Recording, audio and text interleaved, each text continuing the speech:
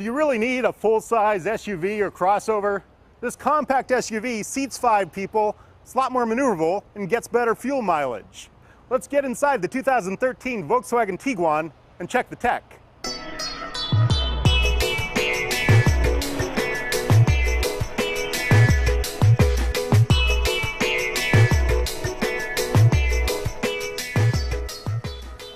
This Tiguan is actually built on the VW Golf platform, but this is a compact SUV. It's 14.5 feet long, which is about the size of most compact and mid-sized cars. It's pretty easy to maneuver in the city given that size, and it also seats 5 people pretty comfortably because of this high roof line. Now, there's not a lot of cargo area in back, just a little over 23 cubic feet, but you put the rear seats down, you can probably carry your weekend IKEA run back there. Now this is the SEL trim level, so it's the highest trim level. And something that Volkswagen has been doing a lot recently is these big panoramic sunroofs. This thing stretches all the way back over the rear compartment. It's a huge amount of space, and it also has this nice cover inside, so you can open up the top, but still filter out the sunlight with this cover and still get your fresh air.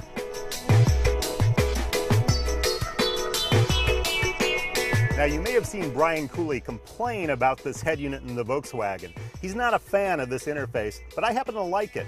Volkswagen does this sort of semicircular menu structure. They have these icons here, and so you just got to twirl this knob around, select all the different menu options. This is showing the navigation, so I can choose address, intersection, different ways of entering addresses. I can also use this touch screen and pop any of these icons and bring up the different menus.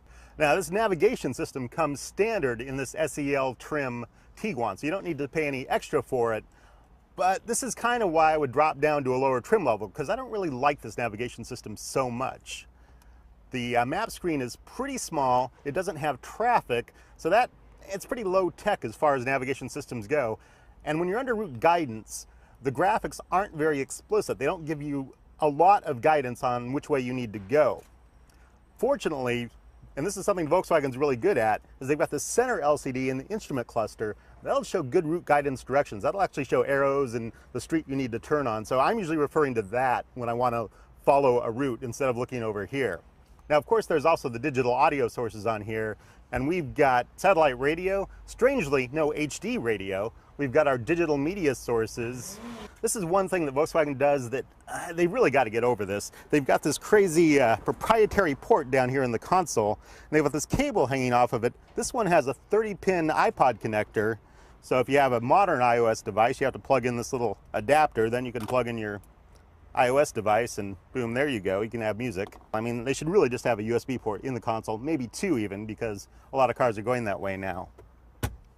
As far as the stereo system goes, though, this is another problem I have with this car. I think this audio system sounds terrible.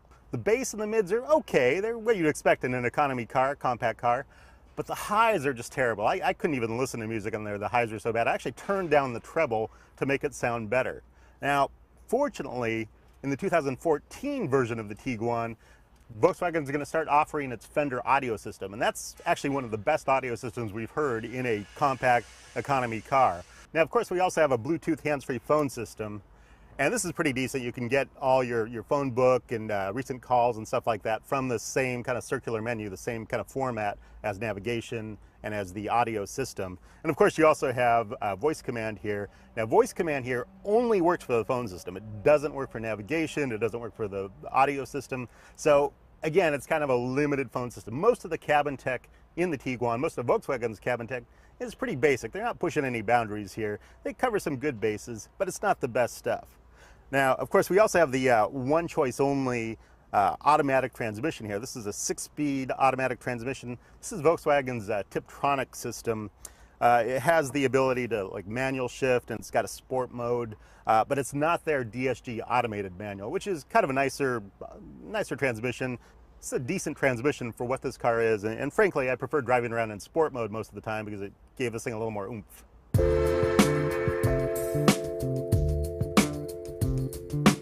TSI. That means turbo stratified injection in Volkswagen terms. That's basically direct injection with a turbocharger.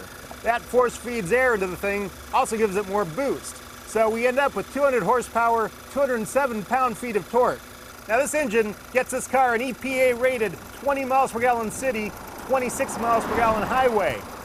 In real world driving, I've been seeing low to mid 20s, so that's probably what you're going to get with this car. Behind the wheel, there are a couple things that I like about the Tiguan and a lot of things I don't. First of all, I do like the size of this car. You feel like you've got good maneuverability. It's easy to kind of jog between lanes or parking spaces, or you know, turn around on city streets pretty easily. It's not bad. Also, this steering. This is electric power steering boost, and at low speeds it feels kind of over boosted, so it's really easy to turn the wheel. At high speeds, it actually firms up a bit, so you get a little more heft to the wheel and doesn't move around as easily. But now the things that I don't like about this car. The engine, I don't know, it should be enough. 200 horsepower, 207 pound-feet of torque, but it just doesn't seem to have the kind of oomph you want, especially if you accelerate. You got to wait a little bit, then it tries to charge forward. It does a pretty convincing job once it gets moving, but it takes a little while to go. The final thing that I'm just not crazy about the Tiguan is the ride quality. It's fine on smooth roads, but once you get on slightly rough roads, it just kind of goes all to hell. You can feel a lot of jarring, a lot of harshness. It really should be better, and I'm surprised it isn't, because this cabin has sort of a premium feel, and I don't know, going over rougher roads, it's just uncomfortable. The base model of the 2013 Volkswagen Tiguan goes for about $23,000. This SEL model goes for $37,130. That's pushing $40,000. Although you do get all the equipment. You get the navigation system, all the electronics, leather seating, and that big panoramic sunroof. I wouldn't buy this car. I'd wait for the 2014 Volkswagen Tiguan, which is going to be cheaper, and Volkswagen's going to offer it with the Fender audio system in the upper trim levels.